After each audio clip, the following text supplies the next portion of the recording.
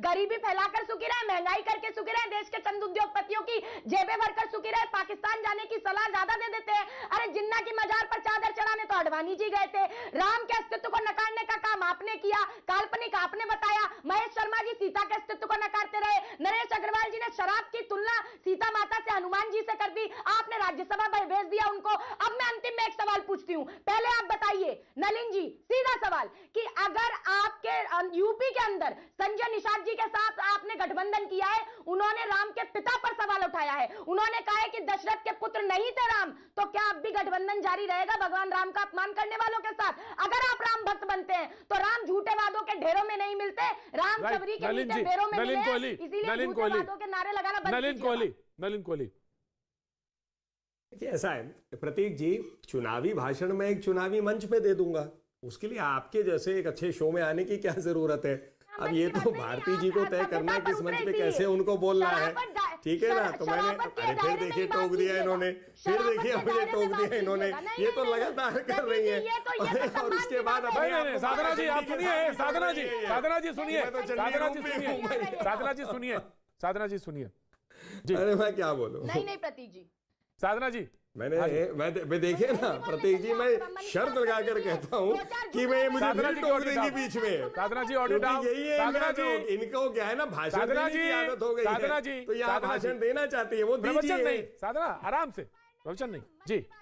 जी नलिन जी। नहीं, प्रवचन नहीं भाषण है। देखिए प्रवचन में ज्ञान मिलता है, भाषण में ज्ञान के मतलब ज्ञान हो भी सकता है, लेकिन भाषण में आरोप होता है।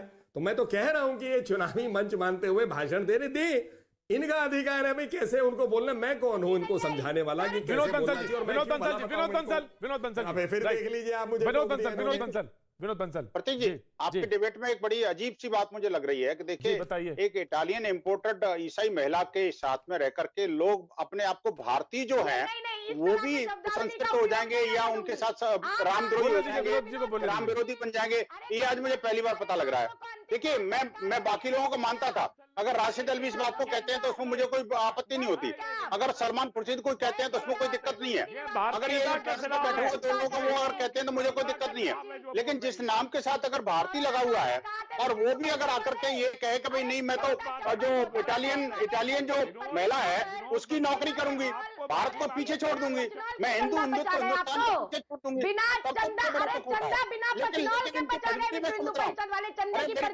बहन, अरे मेरी बहन,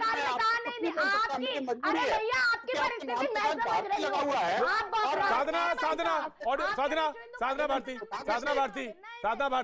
साधना भारती जी विनोद बंसल जी। देखिए दुर्भाग्य से प्रतीक जी, आप देखिए मैं नाम की बात नहीं कर रहा, मैं काम की बात कर रहा हूं। आप देखिए जो इटालियन नेशनल कर्स है वो उसका प्रभाव इतना ज्यादा हो गया कि उन्होंने सारे प्रवक्ता खरीद लिए।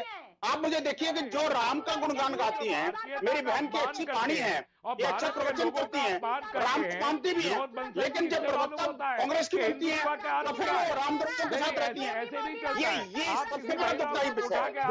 व्यक्तिगत और इटालियन बोल देंगे, ये असल आपका मसला है, ये हिंदुत्व का मसला है इस देश में, और वीएचपी का मसला है। ये जिहादी मानसिकता बहुत बड़ी, हर भारतीय को जिहादी मानसिकता दे देंगे, आप भारत को छोड़ने वाले लोग हैं, आप जिहादी मानसिकता है जो आपको ये भारत इसलिए पसंद नहीं करता, आतंकवादियों को देश को तोड़ना चाहते हैं, आपको आतंकवादियों को बचाना, आप इस देश को तोड़ना चाहते हैं।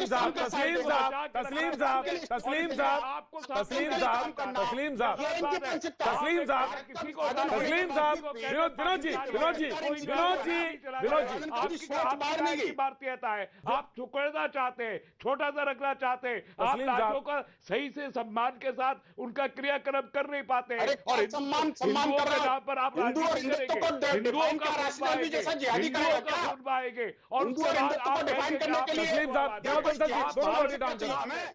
दोनों की ऑडियो डाउन करा। तस्लीम साहब, सवाल तो ये भी होता है ना, तस्लीम साहब सवाल ये भी होता है, जब आप कश्मीर से हिंदुओं को हटाते हैं या भगाते हैं, जब आप नहीं बोलते तब क्या, तब सवाल आता है, फिर उस पर कौन बोलेगा, उस पर कौन स्टैंड लेगा?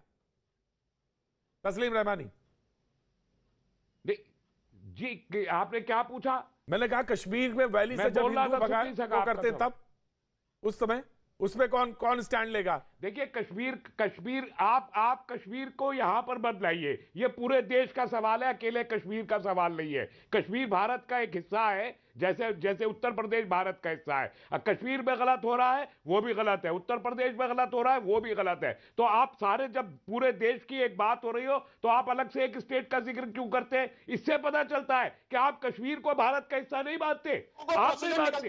जो भारत की बात करते समय कश्मीर की बात अलग सामने से कोई हिंदुस्तान का प्रोसेसर निकलता है तो तिरंगा लेके निकलता है तो मस्जिद से पत्थर क्यों करते हो? स्टेटस देना चाहते हैं, क्यों करते हो? हम स्पेशल स्टेटस नहीं देना चाहते।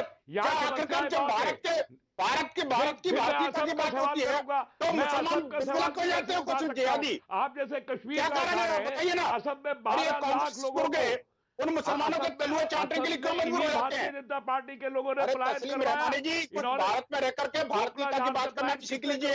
2012 में जिस थाली में खाते हैं उसको छेद करना बंद कर दीजिए। आपने इसी बीजेपी बहरहाल मैं शुएब जमाई के पास जाना चाहता हूं। शुएब जमाई सवाल बहस यहीं से शुरू हुई थी। ऑफ कोर्स मैं आप ही के पास आ गया। जी आप बोलिए आप हाथ उठा रहे हैं, बोलिए शुएब जमाई। प्रतीक जी, मैंने ब्रेक में जाने से पहले मैंने दर्शकों के भावनाओं से वचनबद्ध होकर के एक सवाल नलिन कोहली साहब से पूछा था कि भाई जो गौ हत्या पे जो आपका आस्था है और जो आपकी पॉलिटिकल हिंदुत्व है, जवाब दे देंगे। नलिन कोहली जी जवाब दे देंगे। नलिन कोहली जवाब दे देंगे। ठीक है आपका सवाल पूछा नलिन कोहली। मैं छोड़ देता, जवाब दे देंगे नलिन कोहली। फिर जवाब ले लीजिए जी नलिन कोहली। मैं बात पूरी कर लूं प्रतीक जी, उसके बाद जवाब ले लेंगे। देने को तैयार था लेकिन क्योंकि आपने सवाल किसी और से पूछ लिया बीच में तो मैं रुक गया, क्योंकि मैं शो की गरिमा रखना पसंद करता हूं। देखिए ऐसा है शोएब भाई, आपने ये प्रश्न उठाया है कि हिंदू धर्म में गौ हत्या गलत है। बिल्कुल सही उठाया आपने। और आपने कहा कि फिर भारतीय जनता पार्टी के कई राज्यों में ऐसी बात हुई, जैसे आपने किरेन रिजिजू जी का नाम लिया, मणिपुर की बात की आपने, मुख्यमंत्री की।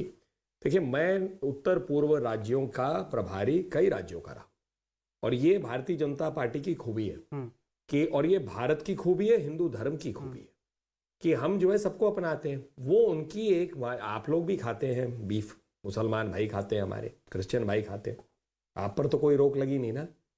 तो हम अपने धर्म को मानते हैं पूरी स्वीकृति देश के साथ और उसमें हम उसका आदर करते हैं, हम नहीं करते उस बात को। लेकिन जिनके जैसे एक पार्ट ऑफ कल्चर है वहां नॉर्थ ईस्ट में, जिनके धर्म में अलाउड है तो उन पर कैसे रोक लगाए?